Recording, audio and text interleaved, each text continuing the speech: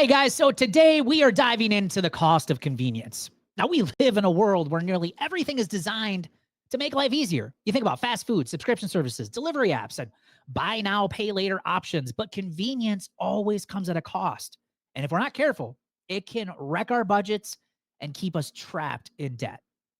Hey guys, I'm Brett Nelson, founder of Debt Free Dad. I paid off about $45,000 of debt. I've been debt free now for more than 11 years, and I've also helped thousands of other people save and pay off tens of millions of dollars with the work that we do here at Debt Free Dad. Now, guys, after listening to this episode, if you're someone who is ready to take things to the next level, you're ready to break free from living paycheck to paycheck, you want to reduce financial stress, you want to build your savings, and man, finally pay off debt for good, but you're maybe not quite sure where to get started. We've created some awesome resources here at Debt Free Dad to help you get there. And I'm going to be sharing some details about how you can get started with those later on in today's episode. Now, guys, think about how much of our spending is tied to making things easier in life.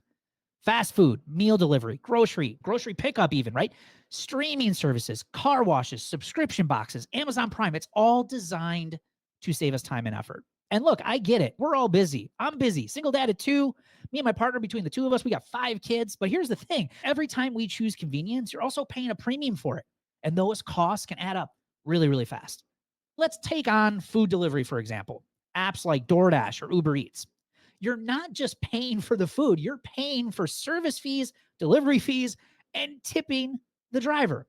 And a typical meal at a fast food casual restaurant might cost maybe $12 if you're lucky, depending on where you live, right? Now, if you go pick it up yourself, it'll cost you that. Now, if you order that same meal for delivery, it can easily jump to $20 plus after all the extra charges. Believe me, I know. My son orders DoorDash. And I'm like, what? So if you do that just twice a week and you're spending an extra $64 a month or $768 a year just for the convenience of not picking it up yourself. Crazy. Now, if you compare that to making food at home, a homemade meal, something simple, let's say grilled chicken, rice, and veggies, costs about $3 to $4 per serving when you buy groceries in bulk. And again, depends on the area. I get it. We're just using averages. But even if you go all out and make something fancy, you're still probably spending less than half of what you would pay for delivery. Now, over the course of the year, switching from things like takeout to homemade meals just a few times a week could save you thousands of dollars a year. And let's be real, half the time, takeout isn't even all that great. I end up saying most of the time, like, I could have done way better making this food myself, and I could have saved a ton of money. Now, guys, it's not just food delivery either. It's also the little convenience purchases that we tend not to even think about or consider. Let's pick on gas station or convenience store, especially things like soda. Let's pick on soda versus buying soda at the grocery store. One of the easiest ways to waste money is by grabbing a bottle of soda from a gas station or a convenience store. A 20-ounce bottle of soda at a gas station costs about $2.50 to $3. Again, depending on the brand and the location. And that same bottle at the grocery store is usually around $1.50, sometimes even less if bought in a multi-pack or on sale.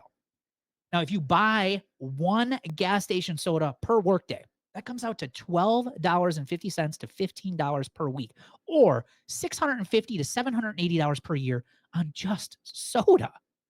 Now, if you instead buy a 6-pack of, say, 6.9-ounce bottles from the grocery store, you'll pay around $5 for the entire pack, bringing the price per bottle down to about 83 cents.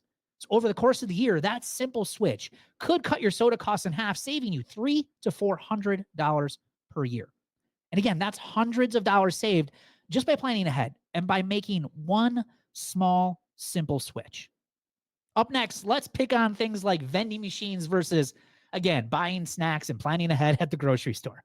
A vending machine is just another terrible deal. But again, you're paying for convenience, remember. Now, a bag of chips or a candy bar from a vending machine costs about $1.50 to $2, sometimes even more based on some of the vending machines I've seen. But that same snack in a multi-pack from the grocery store, it can cost 50 cents or less per serving. Huge savings, right? Now, if you grab one vending machine snack per workday, that's about $10 a week or $500 a year just on snacks, you guys. Now, if you bought those same snacks in bulk from the grocery store, you would save over $300 a year. Awesome savings. Up next, if you got a cafeteria where you work, we're going to pick on that one next. Cafeteria meals can cost $7 to $12 or more per day.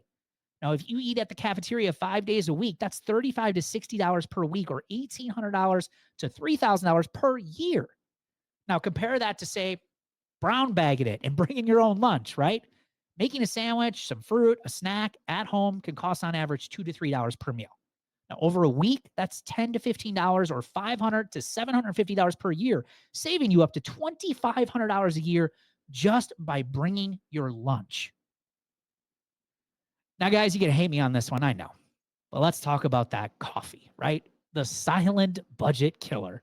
Now, a grande, we're going to pick on Starbucks, right? Now, I don't even understand some of these terms, but grande, I guess, is the term for medium at Starbucks, right? I don't go to Starbucks very much. Sorry, Starbucks. But that costs on average around $5. Now, if you buy one every workday, that's $25 a week or $1,300 a year, guys, on coffee. Now, if you compare that to, say, making coffee at home, a bag of coffee beans that costs on average 10 to 15 bucks can make about 30 to 40 cups of coffee, bringing your cost per cup down to around 50 cents or less. I mean, heck, even if you add in the cream, the sugar, and all those little flavoring syrups that you love, you're still probably spending less than $1 per cup. And that means if you swapped out your daily coffee shop run for home brewed coffee, you could easily save yourself over $1,000 per year. All right, guys. So why does all this matter? Why do all these small little changes matter? I want to share a quote from you from Darren Hardy's book, The Compound Effect, which, by the way, is one of my most favorite books I've ever read. If you haven't read it, check it out. Because this quote perfectly sums up why these small financial decisions can make a difference. He says this: small, smart choices plus consistency plus time equals radical difference. Let me give you an example. Let's say you decide to cut out one major convenience expense. Let's go with your daily coffee shop run and save yourself $1,300 a year. So instead of letting that money just sit in your bank where it probably will get spent, right? We're going to invest it. And if you invest that $1,300 per year into an index fund with an 8% average return, you guys, in 10 years, that $1,300 per year would grow to $19,000. And in 20 years, it's over $64,000. And in 30 years, it's a whopping $194,000 just for making coffee at home instead of buying it. You guys, if you're still buying your coffee out every single day, I hope you love your coffee because it's costing you $200,000 over the next 30 years. Now, again, imagine stacking those savings by also cutting out food delivery, gas station stops, workplace cafeteria meals, and vending machines, or any of these other convenience things that you have in your life. Now, if you find a way to save and invest, say, let's say $2,500 a year, in 30 years, guys, that's $370,000, all from small intentional changes. That's the compound effect in action. Tiny choices today, done consistently, create these massive results over time. Now, look, you guys, I'm not saying you should never enjoy convenience, but when you're in debt, you're struggling with money, you got to think differently, and every dollar matters. The more you take control of these expenses, the more control you gain over your entire financial future. And when you put those savings to work for you, whether that's paying off debt or investing in your future, you're making decisions that will serve you for years to come. So guys, go through your budgets, go through your expenses, find these areas of convenience that are easy to cut out, and start putting this money to work for you.